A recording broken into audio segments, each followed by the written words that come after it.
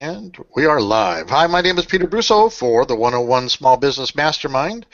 And today I want to do a little teaser. I'm going to have an update on some really cool networking stuff that you can really rock and roll with your networking. And Dick and I are going to talk about his experience with a new product, so to speak. And Frank's going to cover a great this week in the tech. This week in the news, excuse me, and then entrepreneur. Dick's going to on block C. Dick is going to talk about the top 20 tips from the top 18 entrepreneurs. That ought to be interesting. And then we're going to lead into reputation management and what that is on the web. And we have a guest, Phil Kasich, that is his expertise. So without any further ado, I'm going to share my screen. Dick, you had a chance to. Oh, I should introduce everybody. I'm sorry. We have Richard Bentley. Say hi, Dick. Good morning. And Frank Syringa. Say hi, Frank. Hello, everybody. And Mark Giardino. Say good morning. Hello, everybody. How you doing? Good, good. And our guest is Phil Kasich. Say good morning, Phil. Hey, good morning, everybody. How are you? We're almost about ready to call you Dr. Phil, too, right? That's right. That's right. All right. That's good. We're going to talk about that. That's good. So, all right. As everybody knows, I'm do internet sections and this and that, but realistically, in a more broader base, I'm a business development guy. And part of business development is certainly how you get new clients and the types of materials, all the way from, as everybody knows, from my CD-ROM business card and getting the buzz around that to I'm going to show something that Dick and I just did this last week. So everybody's going to have to tell me when they see my screen. Does everybody see that? Not yet. Okay. Yes, they're not. Okay. So basically what we've got is this is the back side of what we call Dick's surfboard. On the front, of course, and I'll show what it looks like on the front. We've got a CD-ROM and whatnot, but we went to almost an infographic look at Legal Shield versus LegalZoom versus lawyers. And Dick specifically used this in a fairly large networking group this last week for the first time. And we've been using the surfboard, and we've seen what just a paper card would do. We saw what a CD-ROM business card would do. Then we saw what a 1/3 of a brochure cut with the business card on it will do. We call that the surfboard. And this is the new back of the surfboard with a infographic approach. That's a no-brainer, as you can see from this picture, that in fact you have the graphic that shows that Legal Shield hands down beats all the rest of them, and if you look at the price at $19.95, it's absolutely a no-brainer.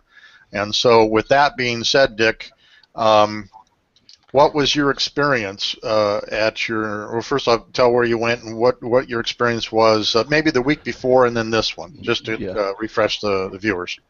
Yeah, well, I do a lot of networking, and I was at a chamber meeting at Rancho Mirage this past Tuesday. And as Peter described, my business card has evolved from a standard business card to, I'd walk in, I'd, talk to people, give them the card, so that's nice, put it in the pocket. The next step in the evolution was a CD-ROM business card, and that generated a lot of conversation. Oh, that's nice, the whole thing, but still it lacked something. So, Peter came up with the surfboard idea, and I had a version that, the first version that was very successful, and it got a lot of attention. Tuesday night was the first time that I went to any kind of a mixer networking function with the new one, and the results were absolutely astounding. I ended up, and my approach has evolved also these network things where I don't really become a shark. I just become a conversationalist and meet people. I would talk to the people and I'll show you with Legal Shield, yeah, that's good. I said, well, let me show you my business card. And I always hit it with the back up, so that was the first thing they saw with all the checks. And every person I handed it to spent at least 5, sometimes 10 minutes asking me questions about Legal Shield. What does it mean if you have a will? What does it mean with traffic violations? How does it work? The whole thing. And I ended up with 4 business cards with people that want some time. And I'm going to call them next week that would maybe consider joining the membership. The bottom line is the effect was dramatic. And it's very nice to be in a group of maybe 50, 60 people and have something different to offer, to have a different approach, more of a conversationalist approach. And I don't need to push Legal Shield. I don't need to come on hard about Legal Shield. I hand them that, and visually it says it all. So I'm very pleased. I'm going to another one tonight, so hopefully I'll get the same results. Well, and you never had the kinds of conversations and/or what did you? How many people did you book again? 4 people gave me the cards and asked me to call them next week. They wanted a week to look it over and everything, so I got their call. In the networking world, that I'm in and with my product, maybe 4 will buy, maybe 4 won't. Maybe they'll buy. My experience has been that sometimes people say, I don't need it, and then a month later they call me and say, hey, I need legal service. Can I sign up? So we've talked about this on previous podcasts. I really have adopted the farming strategy at these networks. So I'm just planting seeds, building relationships, talking to people, and when they're ready, they'll sign up. If they're not ready, they won't sign up. I really have gone away from the hunter of trying to grab everybody, do my pitch. My whole process is evolved. Some due to some YouTube videos we've talked about this thing about how to network, how to use your 30-second elevator pitch, all that. So it's a great process, and I think this is just the frosting on the cake for as far as getting people the exposure to Legal Shield, which is really my main purpose. I need to expose as many people as possible to Legal Shield, and this works the best of any of them. Did you get any pushbacks at all? No, not one person. I mean, it's a very non-threatening thing. Here it is. Look at it. I'm not trying to sell them anything. I'm just exposing the product to them. If they need it, they'll buy it. If they don't, they won't. And that's I can't measure. Like, obviously, signing memberships and associates is the true measure of my success. But I can't measure the success of the surfboard on how many people end up buying it. I can only measure on the reaction that I get from the people that I talk to about it, because that's really the whole purpose is exposure. Because, like I said, and Peter, we were on the Skype together when I got an email from somebody that I had presented the Legal Shield program to 6 months ago. And I got an email that says mistake. I need Legal Shield. Mm-hmm.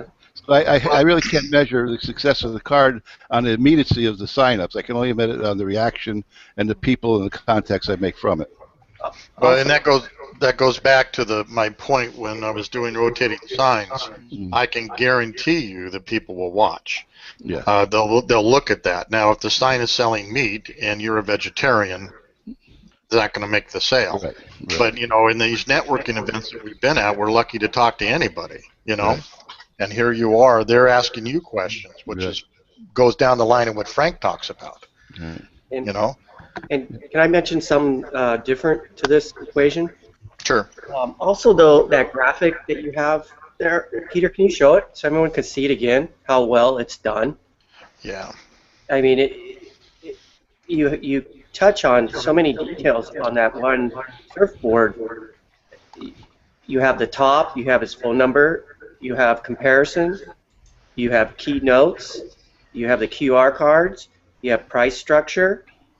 You kind of cover everything. And the other day, Dick is a sponsor for PalmSpringsSport.com, and we were going over his description, and we were like, well, how can we put the cost, how can we put this where it looks nice? Well, there it is, right there. So we just put that on our description, and it pretty much sums it up. Yeah, it looks good too. It looks real good. Yeah, so you see what I mean? It's also a sign or something else, you can put it on a graphic side of it. I think that's what I'm trying to say.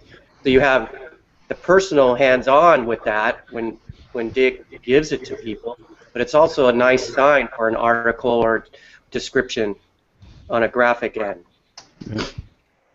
Right. So I think it's just it worked out really great, I think. And then so that's half of my A block. The other half of my A block is hi Frank.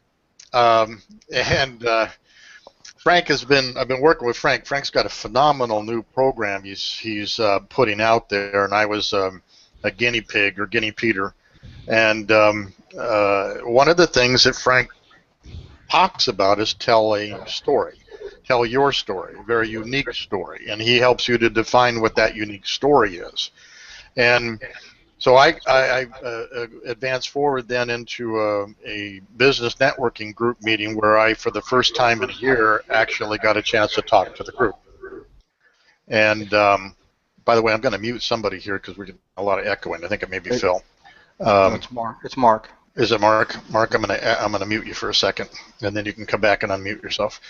Basically, then what happened was I stood up and I was very nervous about telling my story, and I had done this once before to a group in Raytheon, kind of starting at age 6 when I was bullied, and how that changed my entire path of my life and a collision course with many other people's lives, both positive and negative.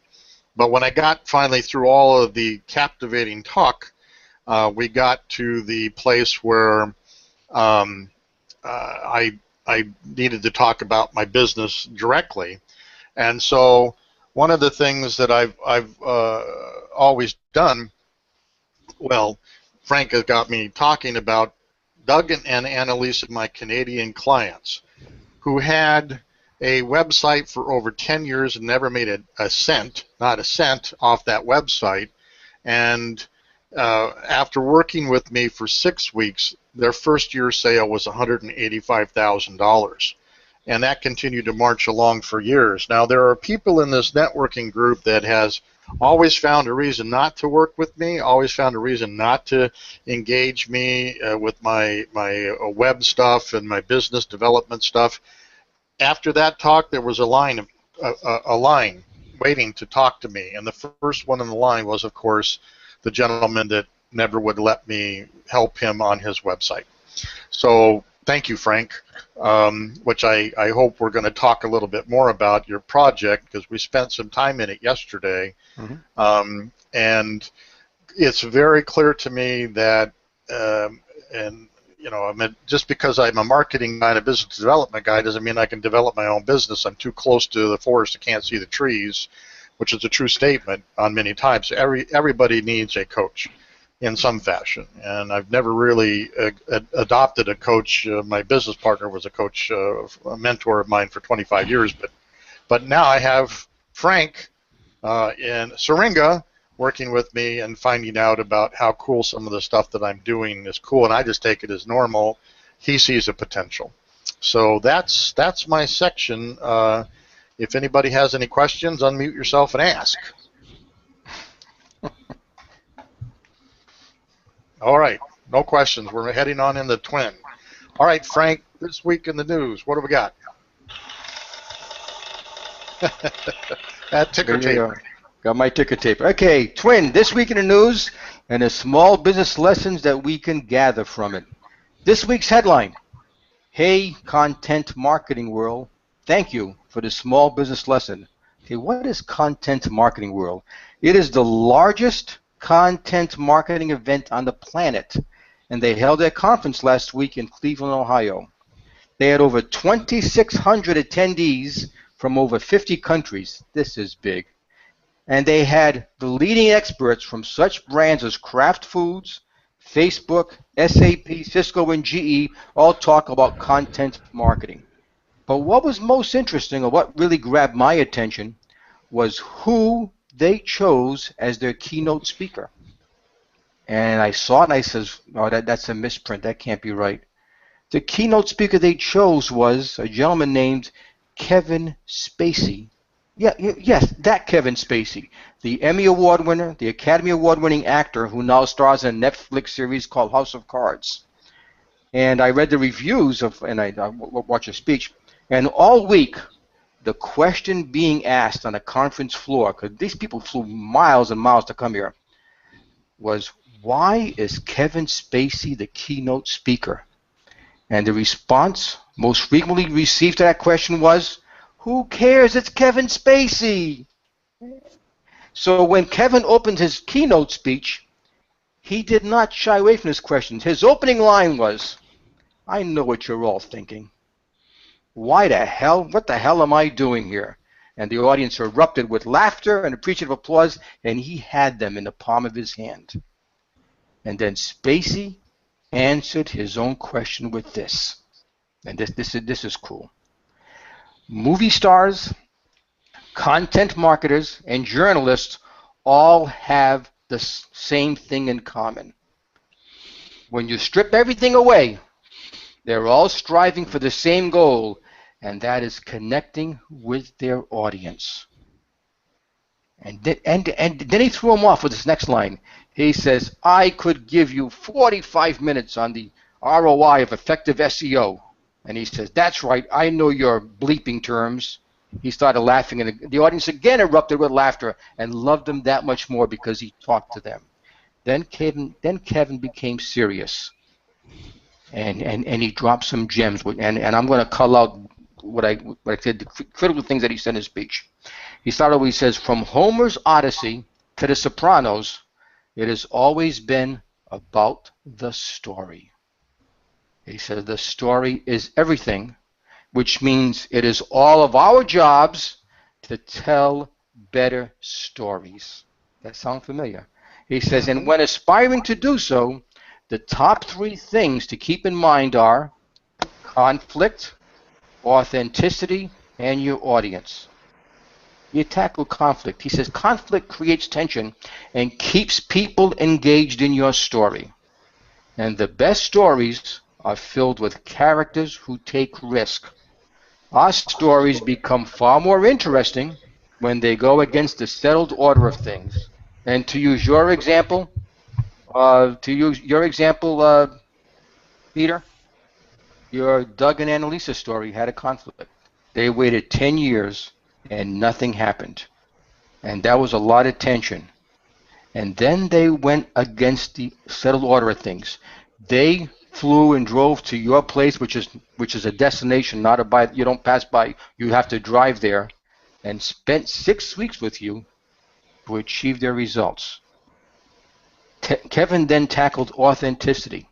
He said, good stories require authenticity.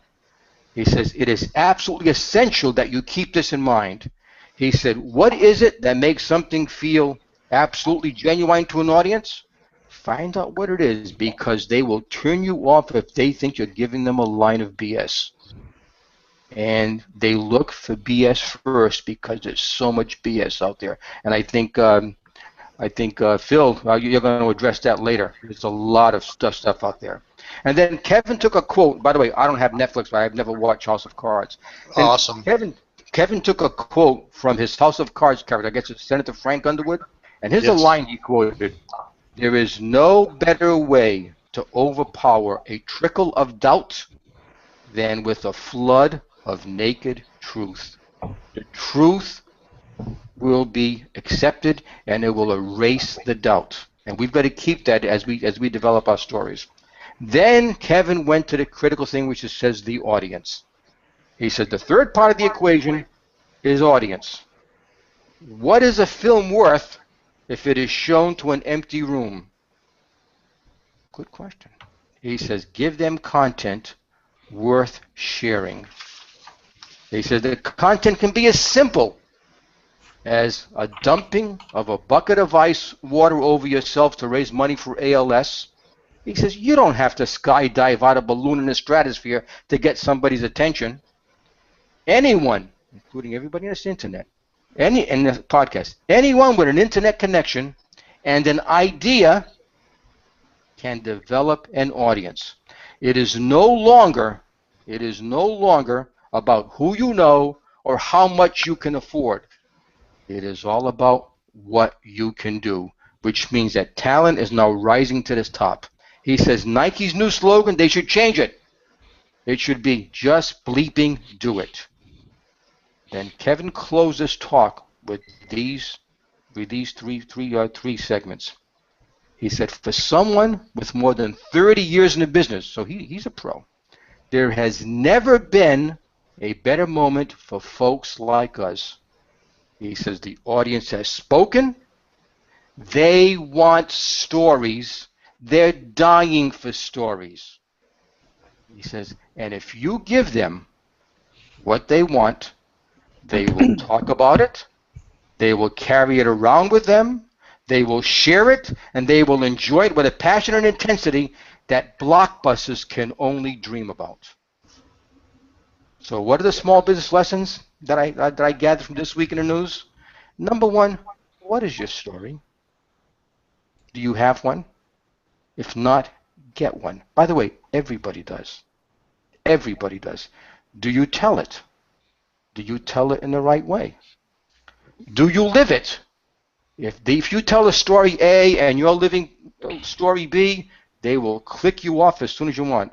And finally, does your audience care? If you tell it right and you have an honest, authentic story, people will care. And gentlemen, that is my twin this week, and I thank you. All right, Frank. Well, I love those stories. And, you know, why don't you were in the audience when I told my story.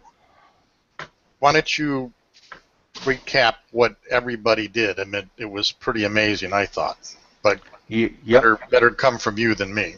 Okay, yeah, I was there, and Peter and I belong, in fact, all of us here except for Phil, belong to a Tuesday morning group, and we're all, again, when we know each other, and we all know what we do, and I didn't know what Peter was going to talk about until he said, before he got up, he says, I'm going to blame Frank if this doesn't go well, or words to that effect. I did. I said, this is your fault, so I knew there would be trouble, and again, and please, no offense to Mark or Peter, I don't want to hear any more about SEO and alt tags and all those other stuff.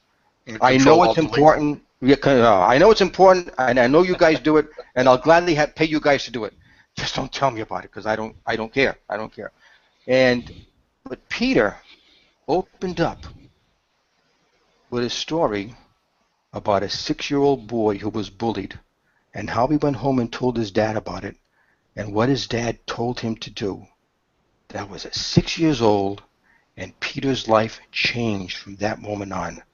The moment that story was told, Peter had everybody in the audience in the palm of his hand.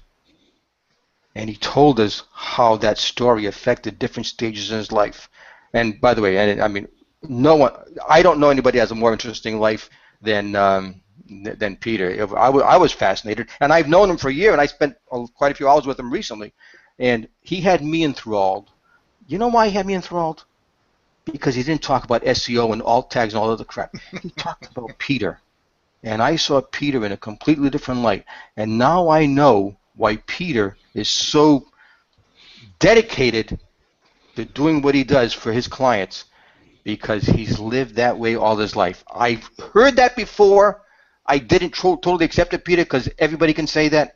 You lived your life. And I saw when the speech was over, I saw the line get up to go toward the end of the part of your table that you were standing on, and they were waiting for their turn to talk to you about whatever that you triggered in their mind. So I was, number one, I was pleased because it worked, because I thought it would, but I was pleased to see the response that you got. So it was very well done. Well, it was your coaxing that got me to go out on the limb to try that, and I think if there's any kind of testimonial to the stuff that you're talking about, we all witnessed it, literally all of, well, not Phil, but we all witnessed exactly what that did for the meeting, you know.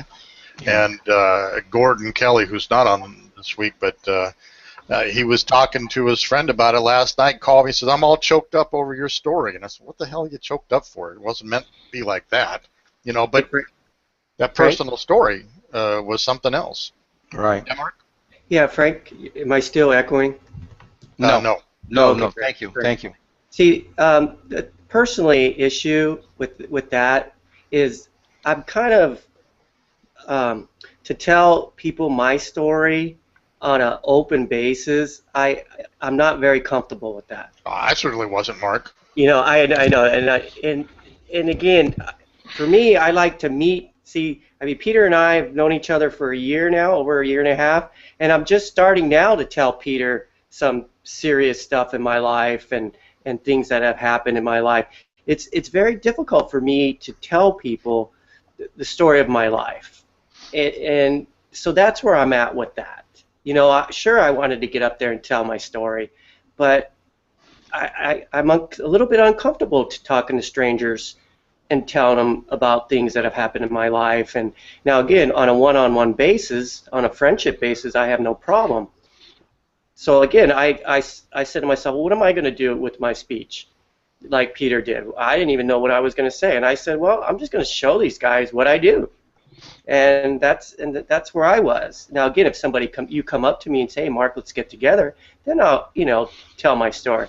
But I understand the powerful effect of what you're saying, and it is extremely powerful. And that's what my websites are about, is to get messages out there. So I'm kind of on the back end of all this. I'm here to bring your message out, everybody's message. So that's just kind of where I'm at with that.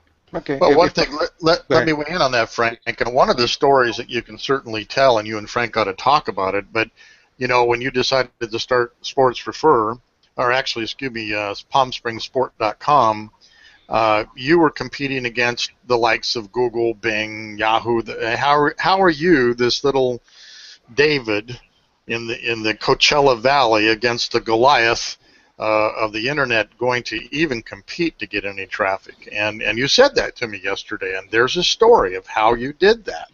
And now, as you pointed out the other day during my talk, you know, when we went over to your stuff, and here's all these paid ads down the one side that are paying thousands of dollars to be there, and you're there for free. So how'd that happen?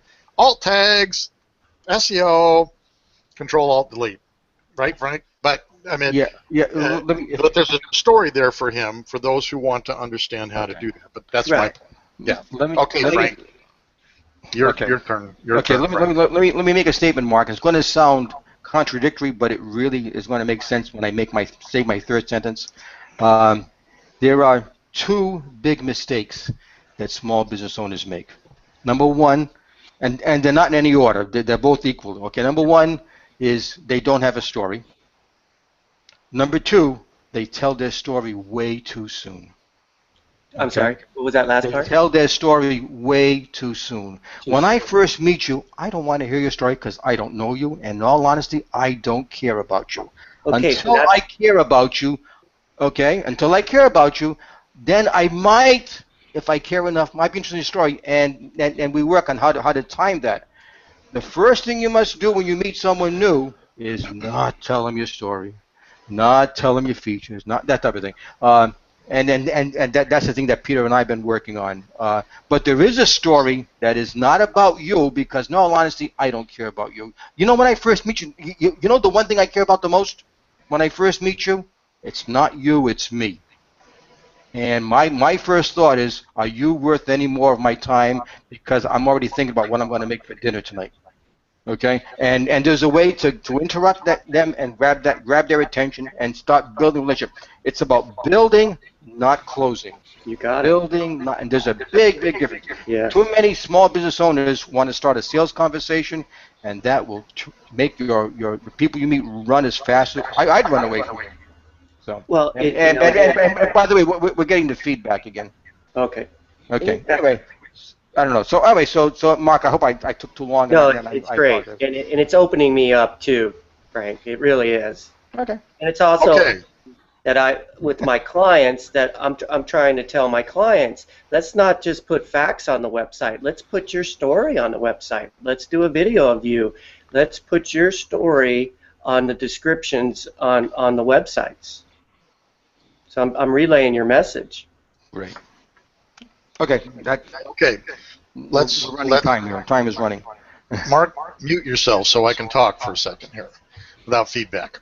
Okay, so next piece of the block here, Mark and I we're going to be covering just an introduction to reputation management. Now, people say, what the heck are reputation management? Well, when they started to have review sites, out on the web, people started using them, and usually review sites like Yelp and Urban Spoon, things like that, TripAdvisor, people are passionately negative on service, and so they'll jump in and they'll put bad stuff out there. And then when Yelp got as powerful as it did, even your competitors would go put stuff out there, and they would ultimately hurt you and tell lies about you, and there was nothing you could ever do. And so up and comes some very clever people about reputation management. So when somebody Googles you, up comes a stream of information. And it's usually the powerful sets of Yelp and the like. However, if you bang away out there and put good stuff out, what is Google like? Relevant, fresh content. It tends to weigh that heavier than older, stale content, and you can push the bad stuff down. You can't take it away, but you can push out good stuff out there. And a lot of times, and we're going to find all about this with Phil, reputation management literally costs you money if you don't do it, because you lose business, and you need people to manage your reputation online, particularly if you're a professional. And so this whole industry popped up. Some of it was snake oil, no question. Some tried to create bogus Yelp accounts and were successful at it, and putting out stuff, and they couldn't tell the difference, and basically kind of trying to change the balance sheet back from the competitors of being negative to something in the middle or positive, in turning that around. But more importantly, the use of these sites expeditiously to put out true stuff and manage your reputation. So that's and Mark is in some small way going along with the reputation management by putting your stories out on his site as well. Those will of course be spidered, and he's got some good rankings. So Mark, unmute yourself and talk about that a second. Can you hear me okay now? Yep, yep. All right. Well, again, in the beginning, when I was asking questions about my business, I recall this this gentleman from Canada, and what he told me, Mark, is the powerful SEO of yourself, of your reputation. I told him I'm going to be blogging information about the Coachella Valley and all the things that goes on with the sports and activities. He said, well, what you have is very powerful, and what you do is you put yourself as an expert in your field, and as you blog, you build a reputation as an expert in your area of what you're blogging, and you start SEO yourself. You start building a reputation of yourself, so then you become an expert in the field. So then anybody that needs an expert, they go to your blog, they go to you, they start following you, they start following your website. So you really start growing. Again, part of your SEO puzzle that we talk about every week is your personal reputation. And it's a very powerful tool. Okay, great. Well, let's lead right on into a reputation management expert, Phil Kasich. Phil, unmute yourself and start telling us about your business. Hey, thanks a lot for having me here. Very, very pleased to be part of this today. Great feedback. I want to give you, Frank, very great story and encouragement there. Appreciate you sharing. Thank you. Well, to start off, about who I am, my name is Phil Kasich. I'm located here in Chicago, and I'm an online reputation 5-star expert here. I'm also a published author. Recent book here called Star Power. Definitely want to check it out. It's available on Amazon here. And what I what my passion is literally helping all types of business owners um, create a public positive opinion of themselves online. As it's no um, uh, idea here that many people go online and choose um, businesses to do business with based off of reviews. And a lot of my prospects, a lot of our clients that we started off with had 0 reviews or very little reviews. And that's just equally as bad as having no reviews online. I mean, it's think of it as a credit score. I mean, if you have a low credit score, it's just as bad as having, you know, a bad credit score, or no credit at all in that sense. Is what I'm trying to say. Is just as bad as having a bad credit score. So when you're up against someone else online that does have quite a few good reviews showing, and you're in a niche, let's say in the dental niche, someone has a toothache, they instantly go to their cell phone and they're Googling emergency dentist or what have you, or root canal, or and so forth. A list of options comes up. Those bright orange yellow stars that appear are going to attract the attention first. And based on what's out there for the consumer to make and compare and make their decision on is going to ultimately convert them into whether or not they call that dentist or not. And so I have a wonderful piece of software called Proactive Reputation Builder, which enables business owners to collect positive reviews from their existing clientele, whether you deal with clients, customers, or patients, whatever you call them. It will help collect genuine, authenticated reviews that are then posted on review sites like Yelp, HealthGrades, Amazon, and so forth. It works in every market, works on every review site. So whether you're in the UK, Canada, even Mexico, whether you collect your reviews from in English or in Spanish or in Polish or what have you, our system will allow you to basically obtain those reviews from your specific database of clients, and then get those reviews out there on the open web for all to see.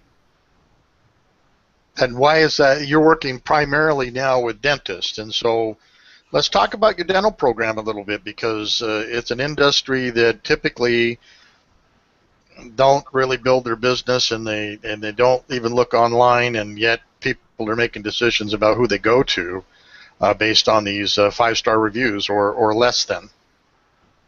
Sure. I mean, dentists are just a unique breed of. I mean, if any dentists are watching this, no offense, but you know, you are very unique. I mean, all doctors, in fact. I mean, they're almost in their own.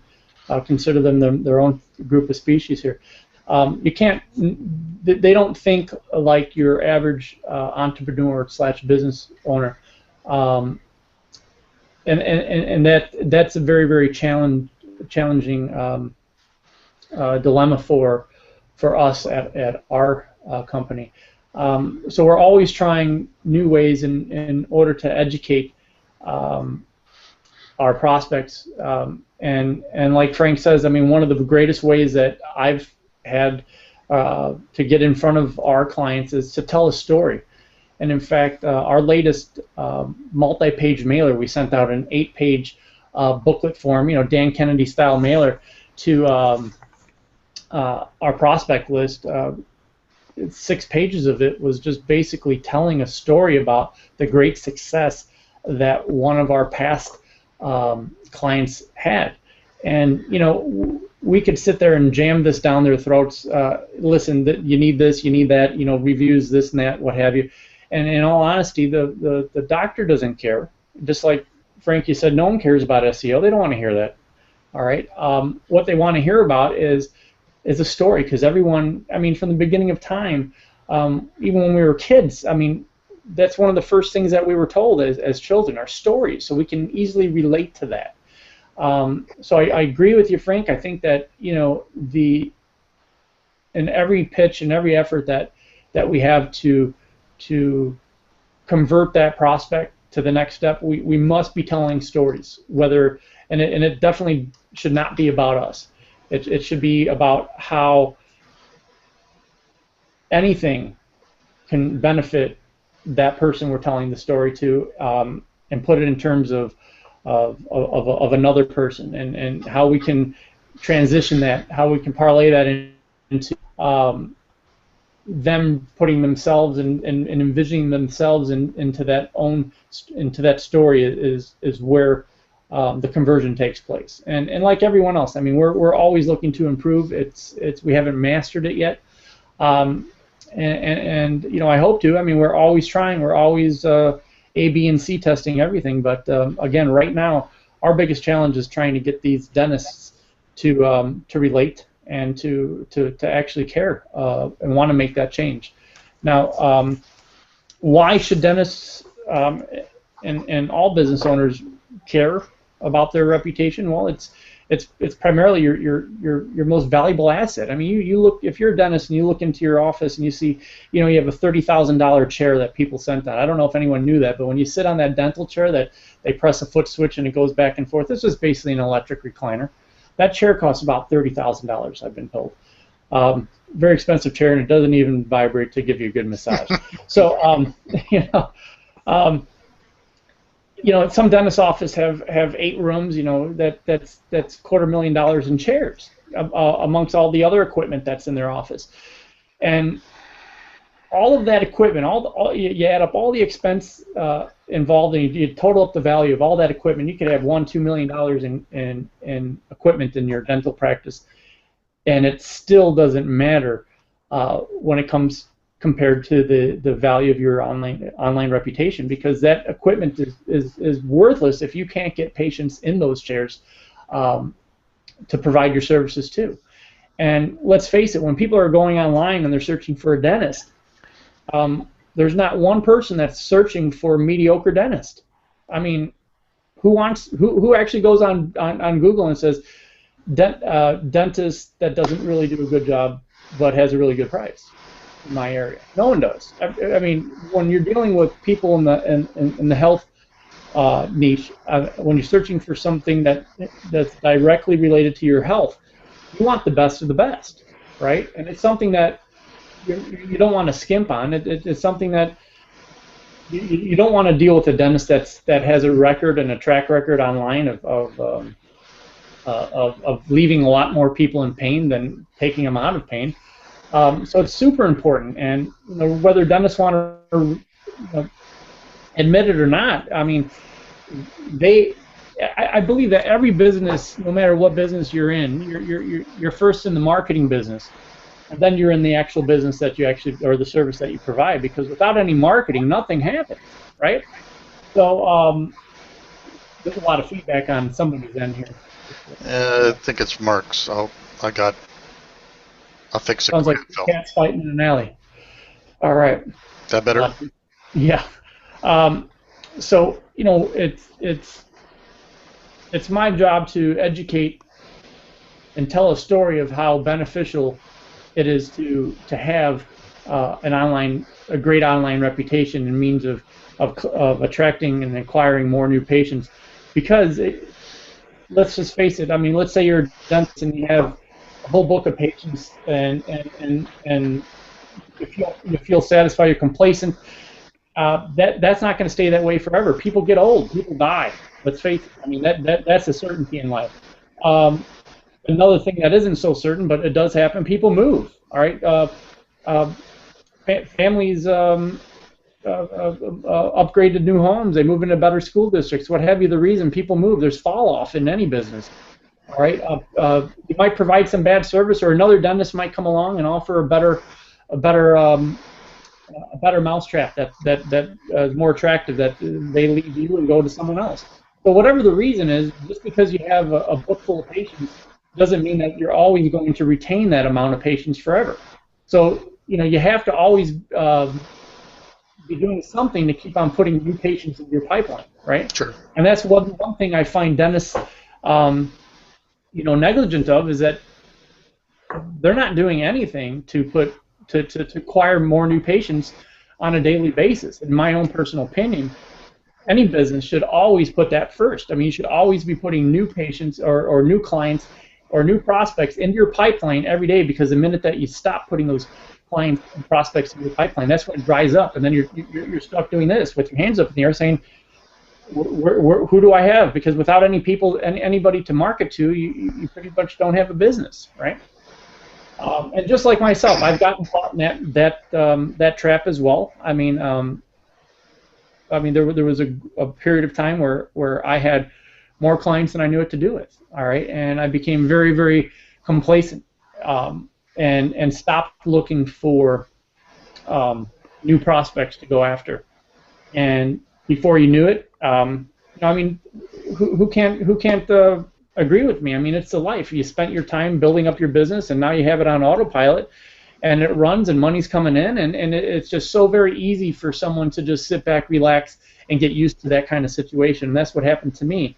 Before you know it, I lost one of my largest accounts, and then I lost another one, and then here comes another one, and then before you know it, it's like, wow, now I'm struggling. I'm working twice as hard, double the hours to try to regroup and to recoup these lost clients of mine. Had I continued on and had the strategy that I have now, where is that I take the majority of each day and I work on trying to put more clients or prospects into my pipeline, I would have never been in that position, because if 2 or 3 would have fallen off, doesn't matter, because I have a strategy now that I'm continually putting prospects into my funnel, and now we have what's called a money cash making system in place.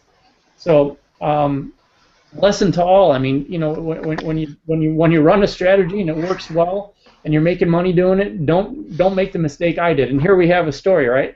Don't make the mistake I have, because it's not going to always have those clients forever, and you can't have the mentality like I did, that basically I thought that I was going to have everyone forever. I mean, what I'm saying is digital crack, and they're going to be hooked on it forever, and that's not the case, because guess what? Like Mark Cuban says, always work as if someone's working 24 hours a day to take that business away from you, and that's true. I sat back, relaxed, took a sabbatical, and thought that the money was always going to be coming in, and look at what happened. Now I'm working twice as hard to try to get back to where I used to be. Lesson learned. How do you find your prospect dentists? You go through a research process. How do you do that? Well, I do. Anytime that I do something once, I try to automate it, and if I can't automate it using tools, I try to automate it using people. And because we're all budget restricted, right? We're all currency restricted, let's say. I try to outsource whenever possible. Okay, so right now we go after a very, very select target. All right, we've tried buying mailing lists, and we've tried doing this. And mailing lists, they're good, but again, we're using probably 20% of that mailing list. All right, so I'll go to a company like Melissa Data, and by the way, there's still a lot of hissing on here, so I don't know. Hold on. I want you. Okay. Still there. Now it's not. Okay. We'll go to a company like Melissa Data, and we'll purchase lists, and what I'll do is I'll say, listen, I want to. I want a list of dentists, and guess what? I want their home addresses too, all right? Because I have such a problem getting past the gatekeeper, all right? If anyone's ever sold to any type of physician or dentist, the gatekeeper is the person that basically determines whether or not you speak to the dentist or not, and it's everybody's obstacle to go through when trying to get through that gatekeeper, and we're always trying to come up with different ways and methods and so forth, and it's just 1% successful in all honesty. But trying to go through a company like Melissa Data and purchasing the home addresses of the dentist has yet to be to prove successful as well. But it's a way to bypass those gatekeepers and get right in front of that doctor in their home. Now keep in mind, the doctor that we're prospecting actually lives in 2 environments. They have the business environment that they live in, all right, and then they have their personal environment. And when a doctor's in their business environment, they never look at things from a personal angle. It's always business. It's always, we want money coming in. We don't contact us at our business, because we're in the mentality that we're here to collect money, not to spend money, right? But when we go after the prospect in a different environment, which is at their home, they now turn into the average Joe consumer. And the average Joe consumer now is willing to spend money instead of worried about money coming in. So when you take your message and you basically use the same message but target them in a different environment, you're going to have a much more higher chance of success in our efforts, as I can say, because they're in a different mindset. They're in a different mentality. So whenever possible, I'll always try to go after that home address first. And going through a company like Melissa Data, you can purchase these addresses relatively inexpensive. Now on the flip side, you can hire an outsourcer. We hire a lot of outsourcers through a company called Odesk, and we use a lot of people from the Philippines because they speak wonderful English, and their work ethic is just incredibly much more than what we could ever find here in the United States, unfortunately. We'll train them. We'll sit down. We'll spend a couple of hours training them exactly what we want them to search for online. Because really, honestly, you can find anything about anybody online, right? If you just put the legwork into it. There's research companies that you can join. You can pull lists and records and so forth about anybody if you have the correct tools in front of you. But again, myself as a CEO, I shouldn't have to do that. I don't want to be doing that. My job as a CEO is to run my company. And I was talking with Peter just the other day. I mean, I have people that do cold calling for me, and yes, I know I can probably outperform them on a cold call basis, but that isn't my job. I mean, that ties me up, and that takes me away from what my actual purpose of actual running my company is all about. So I didn't, I'm not a cold caller, even though I can cold call, and I'm not an appointment setter, even though I can do that. If I had to do that, that just takes me away from all the operations of my business and trying to grow that and scale that. So I try to, whenever possible, use the best of the best to help grow my business. And I found that dealing with people in the Philippines, we've had great success with doing that. So the way that we find our prospects is that we look for prospects that are in need, prospects that have pain, all right? And yes, I guess we're in the pain relief business, right?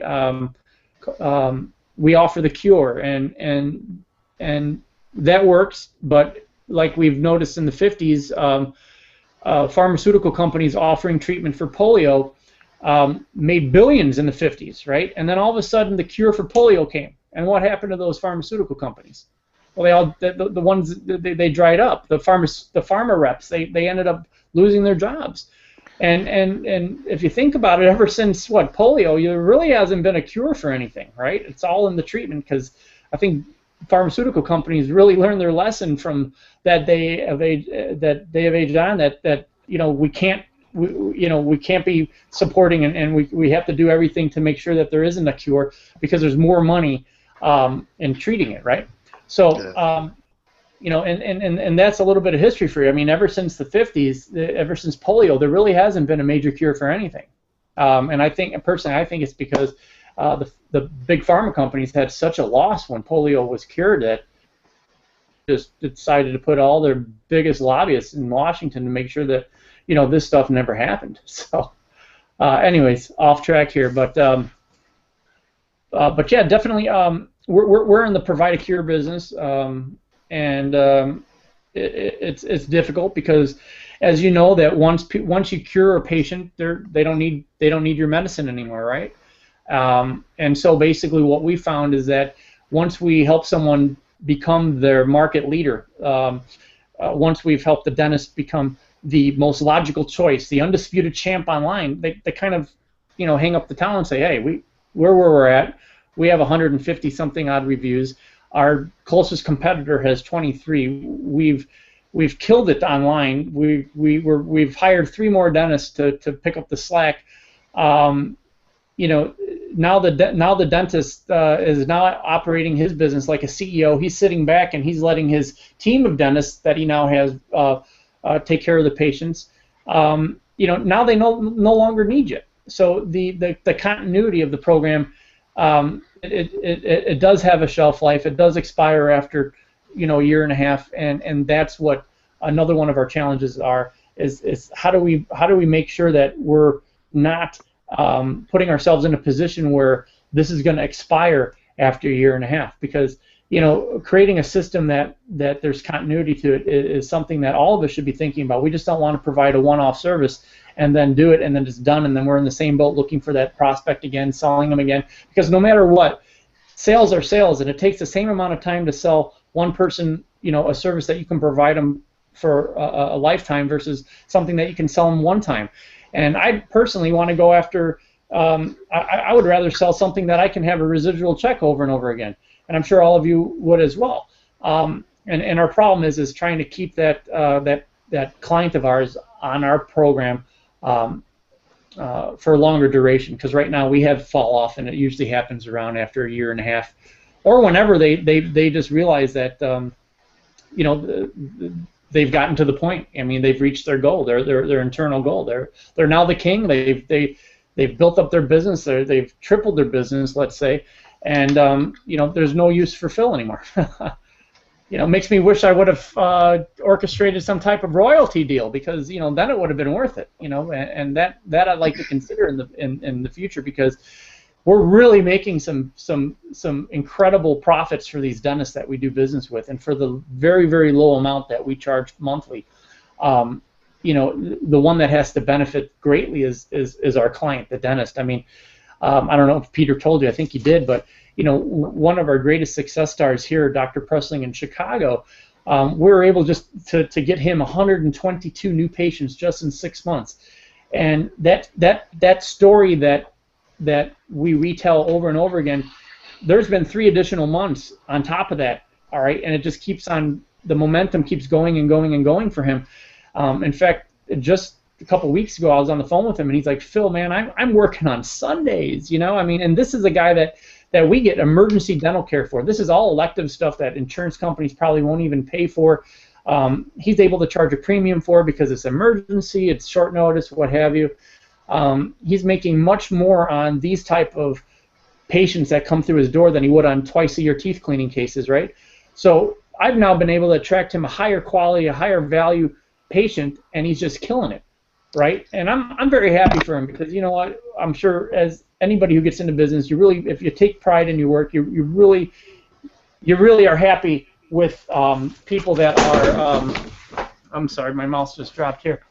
You're really happy with people that that can have the success that you want out of your business, out of your efforts. I mean, that's what really, you know, helps me move forward every day. Is if you were providing a service and no one was getting the results like that, it would kind of discourage you from continuing what it is that you're doing. So it's great that our service is helping dentists like that get that type of response from using our software. But at the same time, it's not going to last forever. And you know, introducing new services and you know, we do Facebook marketing as well, and Facebook ad management. I mean, once you get someone to that level, to where their practice, their lives have changed, it's like it's really hard to upsell them on anything else, because they're bringing in so much new additional revenue. It's like they're where they're at. They're at the top now. Their lives and practice has changed, and it's sort of dead in the water. You know, it's very, very difficult to I guess to upsell them on any other new services that you know that they could benefit from, but from their perspective, they've pretty much reached the peak. They've mounted their flag, and you know, thanks and have a great life, they tell us. You know, so working on something, I mean, that again, once secure has been met, there's really no use for our services, and that's something that I am hoping to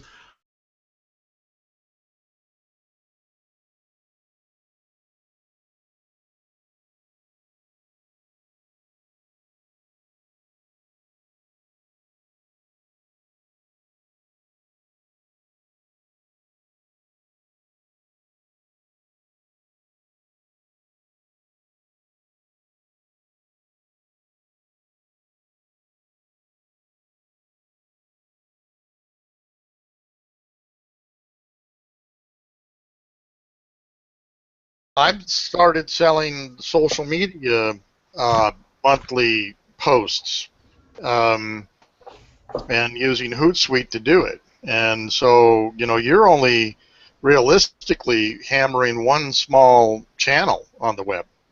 And there's that monthly income of posting their stuff out there, keeping the buzz going, which also fills the attrition issue. That was one thought I had. The second thought I had, Phil, a yearly client's worth $15,000 to you, right? Right. You can have 8 dental exams in a day, free. That's how you get to your dentist. Okay, I hear you. Literally, go in and get 8 dental exams in one day. You're talking right with the doctor, right? True. Or hopefully you are. Hopefully you're not with their hygienist or anything like that. No, hygienists can't do exams. You are with their doctor. Mm-hmm. And you can leave your literature behind. I mean, it's just a thought, a weird thought. I think out of the box. But I mean, if you got 10 of those, that's some reasonable income, Mm-hmm. for a month of going out, roughly, of meeting those dentists that won't even talk to you. Go in and get a free dental exam from them. True. I like it. Also, what I was thinking too, what came to my mind is, how can you be one of them? You're not a dentist, but how can you be one of them? Somehow you could join some sort of dental associations or some sort of groups that they belong to, provide some sort of dental service on the side that you could belong to their association. So then you go to their Christmas parties, you go to their functions, and once you're in their group, you become one of them. So now you're sort of on an equal basis. And a lot of times when you join those associations, the presidents of them say, "Hey, support our sponsors, support people that are in our association." So you become a colleague with them, and then again, like what Dick does, he goes out there and talks to people. Then they ask, "Well, what do you do?" And then that's when Dick tells them. And on that note, Dick, can we talk about the Michael Suter thing and the kind of turnaround there where you're going to go talk to the gatekeeper and make them a hero? Yeah, I had the same issue as far as we sell small business programs and market group benefits to companies, and my term was exactly what yours was. How do I get by the gatekeeper? And then Michael Suter was on, and and we're talking, and it just the light went off in my head. Don't try to get by the gatekeeper. Incorporate the gatekeeper into your process. Make her be the one that is excited about the program. Get to know them and make them feel important.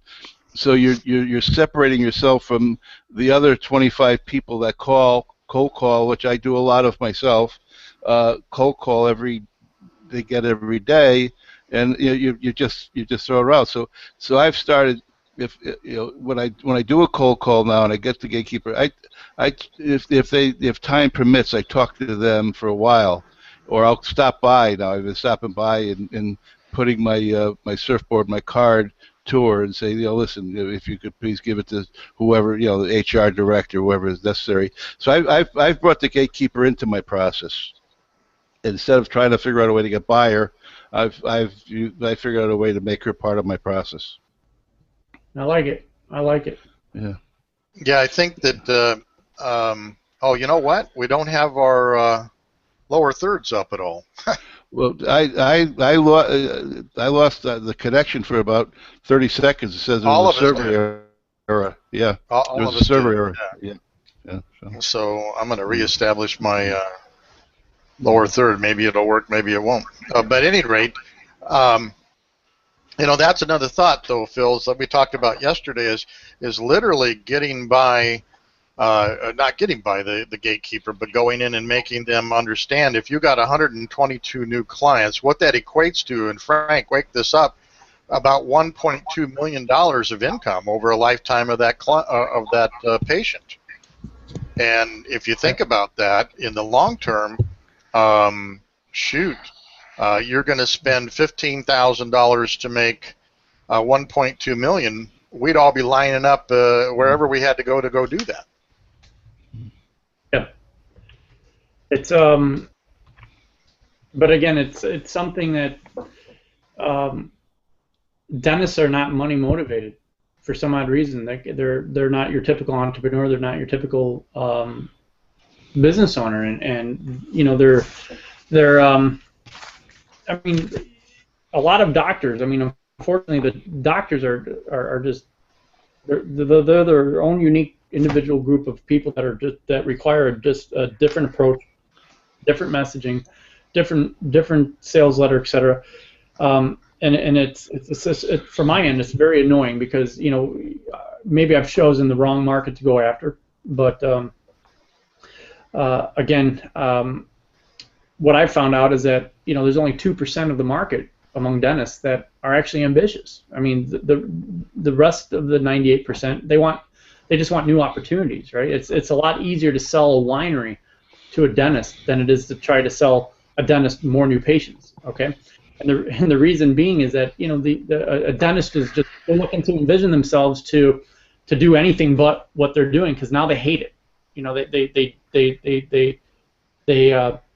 They just resent what they do. I mean, they didn't think that all this, they're doing the same thing. They're in people's mouths. I mean, what was it? I mean, everyone's heard that dentists have some of the highest suicide rates among professional services. So it's just it's not a glorified job. They're not. It's not as other doctors don't consider dentists doctors. It's like they're battling that. And a lot of them just wanted to go to to dental school, and they wanted the status. They wanted the DR in front of their name, and as I'm speaking this right now, I'm really thinking that maybe the approach I should give here is how can I sell the status to them, because this is what propelled them to get into becoming a dentist in the first place, right? I mean, how can we sell to a dentist, right? I mean, and I know someone that sells wineries, shares in wineries to dentists, and with that, it's exciting. They get the status of saying, "Hey, I own a winery," and it's my own winery, and that's another status thing. And he sells them the vision of listen, it's going to help you get from behind that chair that much more quicker. Do you really want to do this the rest of your life? And his responses from his clients have been, "Nah, we hate this. We want to get out of this. We want to do something else. We want to take the money we've made, put it into something else. We don't have the same stuff anymore." And for me, trying to sell them the fact that, hey, you're going to get more patients, because that's obviously the end result. You improve your online reputation, other people are going to see that, they're going to choose you over your competitors, yada, you're going to get more patients, period. And in the back of the doctor's head, they're like, I really don't want more patients. That's going to just keep me behind that damn chair much more longer. So it's very hard to motivate and incentivize doctors. Hey, improving your online reputation is ultimately going to get you more patients, which is ultimately going to make you more money, which is ultimately going to make you live the dream, live the lifestyle, have the freedom that everyone else is doing, reaping the rewards of a successful, growing, highly profitable practice. And guess what? Because they're not ambitious anymore, they don't take me up on that offer. Only ambitious people are going to take me up on that offer. So I have an offer that's going to sell them status, all right? Because status sells when you're dealing with physicians and doctors, and I haven't yet cracked that nut. So if anyone has any advice on that or anything to add to that, I have my ears open. Sell them the business in a box that after they get all those clients, here's how you hire dentists to do your stuff. And right. and go away. I mean, maybe that's a logical follow-on to really where you're headed. You thought you were headed just to get new clients, but really you're heading to fire the doctor. Frank, are you trying to get our attention? Yes, please. No. Wait. Hey, can I come on? Yeah, Frank. Sorry. Go ahead. Dick's got to. By the way, Dick's got to pop out to meet the president of the La Quinta chapter or chamber. So good night, Dick. On you. Good night, guys. Yeah, when you have to go. Okay. Yeah. Sorry, Frank. Go ahead. No, no, that's okay. No, you guys really. I didn't want to interrupt, but I just wanted to wave and thank you, Phil, for watching, for noticing I was waving here like a guy on a sinking ship. No, you're First of all, first of all, Phil, congratulations. You've accomplished quite a deal, and I look forward to reading your book this weekend. I am going to buy it. In fact, I downloaded the sample the other day, so I will. Now that I know you and I'm interested. I will. So you'll have another sale this weekend, which is good. Okay. Number one, this is a great time to go after dentists. This is a tremendous time for you to go after the dental community. There is such change and upheaval going on in that industry right now that they're opening their checkbooks anyway. And when I was in the software business and we were selling on IBM computers, every time IBM came up with a new model, our sales would spike. I said, crap, I might as well spend money on something else. So you've got a great time to go after them right now because there's upheaval. So number one, the opportunities, to quote Kevin Spacey, never been better. Number two, you have a track record. Prior to that, and I don't know how many dentists you have, but that dentist you talked about, Chicago, with 122 in 6 months, instead of coming up with a fantasy story, hey, boss, the plane, like Fantasy Island, you've got a reality show. You've already done it. The authenticity, the reality, the facts, the testimonial is already there. You're coming from a position of strength. The issues I see is that you're selling your process, not the results. I don't care about SEO. And again, I've said in the beginning, and I love when Mark reacts to this. I could care about SEO and all things and so forth. You know what I want? I want to be at the top of Google. Don't tell me about SEO because you're going to bore me, and I'm going to think anybody can do SEO. Okay? Right. Your need, Phil, is to sell reputation management contracts. If I'm a dentist, I could care less about that. What I want you to sell me is my dream. Now, if I'm a dentist that is going to spend money with you, and you only want to talk to dentists who are going to spend money with you. The others, screw them. They'll drain you. They'll drain your pocket. I see 4 dreams that if I'm a dentist, if I'm a new dentist, my dream is I want to grow my practice from what it is right now to a bigger practice. Prime for you. If I'm an existing practice, maybe I want to add dentists so I can take time off and do more golfing. Prime for you. If I'm a dentist and I want to sell my practice and get out of it because I want to retire, prime for you. You'll increase the value of their practice. If I'm a dentist, if I'm a dentist and I want to buy a winery, prime for you. You will fund that winery with your reputation management stuff. Don't sell them reputation management. Sell them their dream. Stop pushing reputation management. Start pushing their dream. You've already got a story. You've got a track record. And the last point, I know we're running out of time here, and I learned this from a woman named Callan Rush out of Vancouver. I don't know if you know her, Phil. She's awesome. Your product will generate great results. You've already done it in 6 months with this dentist from Chicago. I assume he's Polish because he's in Chicago. There's a thing she calls spiral revenue model.